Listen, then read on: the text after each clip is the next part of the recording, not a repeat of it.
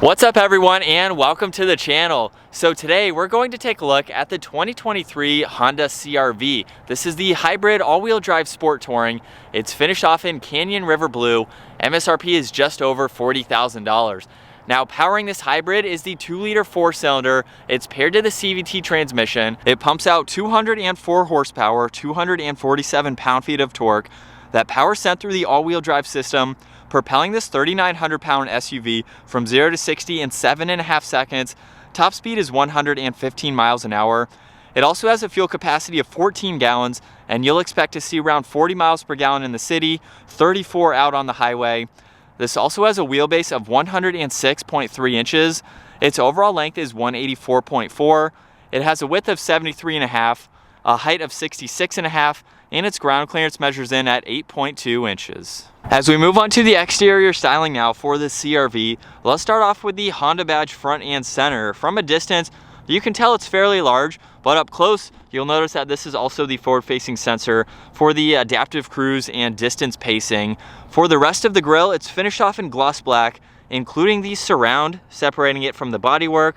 And then the LED headlights, DRLs, and turn signals have a very sleek housing going off of the corners of that grille. So they blend in very nicely, where there's also more gloss black split right in the middle, and that works its way to the upper section of the surround for the grille. So everything is nicely incorporated in the upper section. And then down below, there's parking sensors, there's more cutouts, there's even very small inlets on both sides just to provide a little bit more aerodynamics. And then up top, there's very subtle lines on both sides of the hood. And then as we work our way to the side, this has a set of 19-inch wheels that are finished off in gloss black. There is some plastic for the fender arches, both in the front and rear. It's in the lower section of the bumper too, as well as the side skirts. Now for the side mirrors, they do have the turn signal, as well as some gloss black accents for the upper section. There's chrome surrounding all of the window trim, gloss black for the roof racks. There is a sunroof up top. And then very nice subtle lines running down the side and that lower side skirt again. And then there's also one that goes from the headlights all the way to the taillights. So it's a very nice design for the side. And then in back, there's the two-tone for the spoiler. There's the third brake light. Wiper blade is in the lower section. This does have LED taillights and then a backup camera. All of the sensors are in the lower section, as well as that dual exhaust. Now, before we work our way to the interior, this does have remote start. So if we lock it and then hold this button right here, you may not be able to hear it start up because it is in the EV mode right now. But as you saw, the flashers are on, so that indicates to you that the vehicle is on and running and ready to go. You can hold on that button again to shut it off. So you just have to get used to that, since there's no audible noise when you start this up. We can also push the button next to it for the power liftgate, or use the button up underneath. And for the back cargo space, there's actually a good bit of room. A little bit of a cubby over on that left side there. There's also a 12 volt, and then there is a spot where you can place the cover. So that can be installed just behind the back seats there.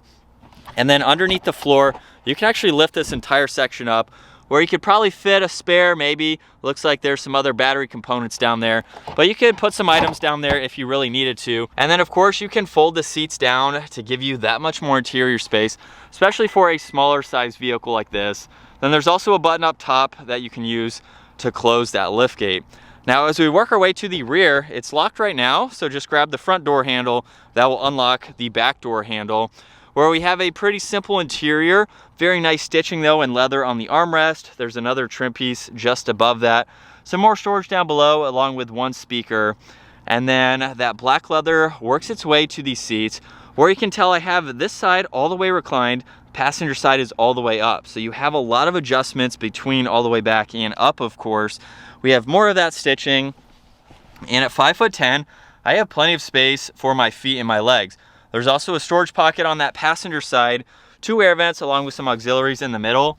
And as far as headroom goes at 5'10", I have plenty of room with these seats folded or all the way back. You do have to reach back here to grab this to pull the seat up and lock it into place. So there's no lever on the side there, but even with it up, I still have a few inches above my head. So it's definitely very spacious. Right in the middle, there's the armrest along with 2 cup holders if you need to use those. And as far as visibility goes, you have large windows on both sides of that pillar, so it's pretty easy to see around. And then we have the sunroof that is up front just for your front seat passengers. So still very spacious and roomy for your back passengers. Up front, the door panel is just like in back. However, there's all the memory seating adjustments, side mirror controls, all of the windows, some more storage space in the lower section. And then very nice supports for the front seats. They are automatic for driver and passenger. And it is a low SUV, so it's very easy to enter. And then we are greeted with the full leather steering wheel with more of that orange stitching. Let's fire this back up though. We can go over the rest of these controls. Now on this right side, there's distance pacing, lane keeping assist, all the cruise control settings. On the left side, there's home and a scrolling dial, along with voice commands. You have tuning and volume. This rotary dial will go through the left side of this gauge cluster, but on the right side, there's miles per hour. Right in the middle, there's also another miles per hour. There's your odometer, outside temperature. On that left side, that is the actual screen. So the right side is an analog speedometer, whole left side is all digital, where you can see the tach as well as power and charge for that EV system too. Now if I push on home, you can actually scroll through a lot of information. So there's warnings, you can go into your power flow just to see where the power is being sent. There's range and fuel, speed and time. You have audio and phone, even navigation. So you can pull that up, it's going to show you the compass there. There's your driver attention, all-wheel drive distribution. You can even look at seatbelts and maintenance. There's safety support, and you can have no content. So if you just want it to be blank and then push on these icons to bring back out up, it's very nice. And then last one is brightness. So there's actually a lot of info that you can scroll through within that side of the screen, which is very helpful to have. Now this also does have steering wheel mounted paddle shifters. Like I mentioned earlier, this is a CVT. These are actually for the regenerative braking. So when you put the vehicle into B, if we go all the way into the back, now you'll notice just above the fuel gauge, there's B, M, and then those arrows. Just by pushing on the positive or negative paddle, you will see those disappear or come back. That's going to indicate the level of braking that the vehicle is going to do by itself. Very cool to see how it's integrated into those shifters. Now on the left side, there's the liftgate release. There's also traction control, one air vent. And then as we work our way to the infotainment system, we can push home in the upper left, where there's all these icons like navigation, phone, you have smartphone connect, power flow. You can even go into all apps and then go through all of this, just depending on what you would like to have shown and be able to go through. You can quickly push on home again, push on this arrow to go through several more icons. So it's a nice system, very easy to use. We can even go over one more time, and you have Honda Link and some display settings. And then we have the back arrow, power and volume for the radio as well as tuning. There's even shortcuts in this lower section too. So you can quickly get into your nav, quickly get into your phone, and you have a few others there. Now underneath that, there's two air vents. You'll notice too that the design for the air vent goes all the way to the passenger side. So it's nicely integrated into one continuous piece. And then underneath that, there's the heated seat adjustments, fan speeds in the middle, temperature dials are on both sides, there's sync, all the defrosters as well. Underneath that, wireless charging with all of these auxiliaries, so you can charge additional electronics, and there's a ton of space there. As we come back to the shifter now, let's put this into reverse, where this has the backup camera and a few different angles that you can easily go through and adjust. And then we have drive and B like I showed earlier. To the left of that, there's a few different driving modes. They will pop up in that left side. So there's normal, there's also eco, sport, and then snow. Just depending on how you would like to drive this. There's a downhill assist control too, auto hold with the e-brake. There's two cup holders and a little bit of storage behind that. And then a lot more in the center armrest there. More in the glove box. And then up top, there is even a sunglass holder, which is really convenient. All the dome lights and the adjustments for the sunroof. Now the sunshade is manual, the sunroof is automatic. And here's a look at visibility from the driver's seat. It's a small SUV, but it is very easy to see in both directions. As we set off now behind the wheel for the Honda CRV, if you are new to our channel, my wife actually owned a CRV for just over 10 years. It was about 10 years older than this model here. So it's pretty cool to see how far the CRV has come, at least from our ownership side of it, into this later generation and what this has versus what her 2014 had. But for this Honda, the one thing that I will say is I don't feel like it has quite as much tech as some other competitors. We don't have a full digital gauge cluster. We have the screen, we have the navigation, adaptive cruise, lane keeping, lane departing, all of that technology is great. But there's a few things that I would like to see maybe stepped up to that next level. We get wireless charging too, a few different drive modes, so it has those capabilities. But I will say, not only will this be more reliable than some other competitors, but we even have the regenerative braking, and we have probably the highest MPG that I've seen for this hybrid segment. Like I mentioned earlier, about 40 in the city, 34, 35 out on the highway.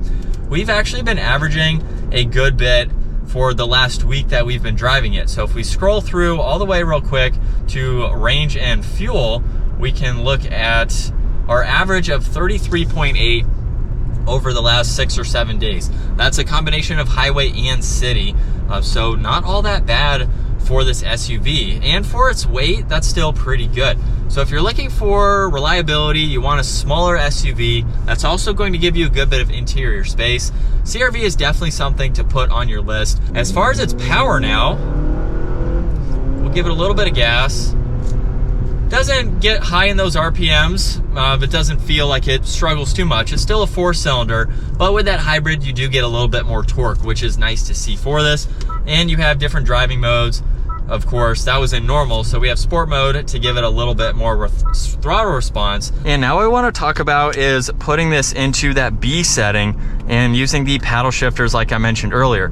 So if we only have one of the arrows, when I let my foot off the accelerator, we are just coasting like we would in any normal vehicle. And before we talk about the negative paddle, let's give it another acceleration so we can get back up to speed. Now, if I push on the negative paddle all the way and let my foot off the accelerator, we are going to slow down much quicker, and the charge meter goes almost more than halfway than all the way up. Basically, what this is going to do is help charge that EV system even more. Now, it's interesting to see that on a vehicle that is not a plug-in hybrid, because the engine is going to keep that EV system charged. But if you want to charge a little bit more, maybe you're in the city, you don't have to use the brake pedal as much. It's also an added convenience for stop and go situations like that, where you can almost do one pedal driving and just use the accelerator. Now, from what I've seen, it's still not taking us down to a full stop like in a full EV when they have the regenerative braking, or maybe a plug-in hybrid, but it is something that's nice to see. And I think it's one of the few non-plug-in hybrids that I have seen using this technology. So that's another added benefit with this CRV. But driving it now from this perspective, right around 40 grand. It's interesting to see the price increase. My wife's 2014 was about $28,000 brand new. Not the same trim level, but just to give you an idea for pricing between 2014 and the latest model here. So prices have increased, but we do have some more tech and features, of course, that her car doesn't have from 10 years ago. But it is nice to see where Honda has come with the CRV, and of course the rest of their lineup.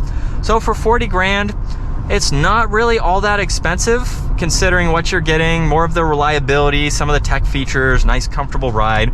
This is a car that if my wife chose to replace her CRV with this CRV, she could have for another 10 plus years easily and have really low maintenance costs. So if you're looking for a car that is going to be relatively easy and affordable to maintain, this is a great option to go with too. And it's a nice daily driver. It's so nice to drive out on the highway, and it's something that you can definitely rack up the miles on. But that is going to wrap it up for the 2023 Honda CRV Hybrid Sport Touring. Hope you enjoyed today's video. If you did, give it a huge thumbs up. Consider smashing that subscribe button so you don't miss out on our daily uploads. And I will see you all in the next video.